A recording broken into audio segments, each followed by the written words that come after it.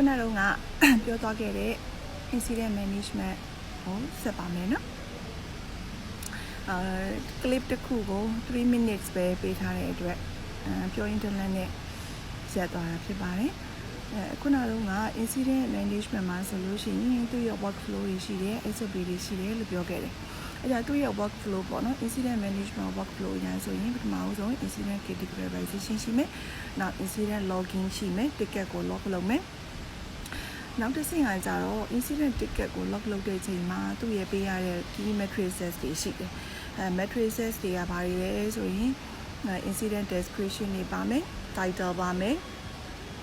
incident title ဒီ incident က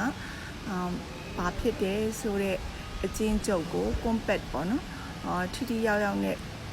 တူတုံးပေးထားတဲ့ဟာကို incident title ပေါ့ description ကကြတော့အသေးစိတ်ပြန်ပြီးရှင်းလင်းချက်ပေးထားတဲ့ဟာနောက်တစ်ခုကကြတော့ဘယ်သူစီကို assign ချမလဲပေါ့နော်ဒါ assignment ကတော့နောက်ကျမှလာခဲ့ပေါ့နောက်တစ်ခုကကြတော့ဘယ် category အောင်မှာပါတယ်လဲနောက်တစ်ခုကကြတော့ဘယ်လိုမျိုး sub category တွေထပ်ခွဲလို့ရသေးတယ်လဲ deep dive ပြန်သွားမယ်ပေါ့နော်နောက်ထပ်ကကြတော့ affected service တွေကဘာတွေလဲ affected system ကဘာလဲအစားရှိတဲ့ဖြင့်အဲ့ဒီဥစ္စာတွေက key matrices တွေဖြစ်တယ်အဲကြောင့် incident ticket တစ်ခုကို log လုပ်တဲ့အချိန်မှာအဲ့ key matrices တွေကို incident manager define လုပ်ပေးရမယ်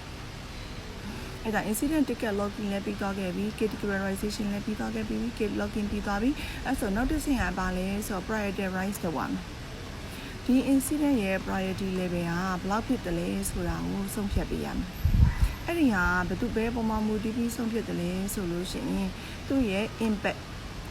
level ဘယ်လောက်ရှိတယ်လဲနောက်ဒီ incident ကိုဒီ service ကို restore လုပ်ဖို့ဘယ်လောက်ထိ urgent လိုအပ်တယ်လဲဆိုတော့ impact နဲ့ urgency ပုံမှန်မူတည်ပြီးတော့ prioritization ကိုဆုံးဖြတ်တယ်prioritization ကိုတချို့ကလည်း severity လို့လည်းခေါ်တယ်အဲဒါဒီ idle best practice အရာဆိုရင်တော့ priority သို့မဟုတ် severity က၄မျိုးရှိတယ် critical ရဲ့3မျိုးရှိတယ် critical major minorတချို့ကကြတော့ VIP ဆိုပြီးတော့ကြတော့ VIP customer တွေ VIP stakeholder တွေအတွက်တခုထပ်ထည့်တယ်ပေါ့နော်အဲဒါ၄မျိုးလည်းဖြစ်နိုင်တယ်ပေါ့အဲ့ဒီမှာ prioritization ကအရင်ရေးကြည့်တယ်ဘာလို့အရေးကြီးလဲဆိုရင် incident ရဲ့ priority ပေါ်မှာမူတည်ပြီးတဲ့အခါကျတော့သူ့ရဲ့ process လိုက်နာရမယ့် process ကတခါထပ်ပြီးတော့ပြောင်းသွားတယ်